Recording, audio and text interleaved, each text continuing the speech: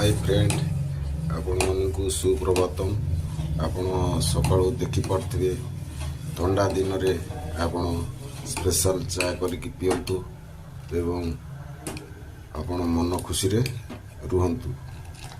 सकाळू सकाळू शीत दिन रे आपण चाय टिके पिया पे आपण निज हाथ रे निजे चाहटी तैयारी करंतु आ ताकू निजे उपभोग करंतु। ता द्वारा आपण देह भी सुस्थ रहे। प्रथम क्षीरटा गरम कर देना तापर अदाटा को छेचिकी से पकई दिंतु सी एमती खाली फुटला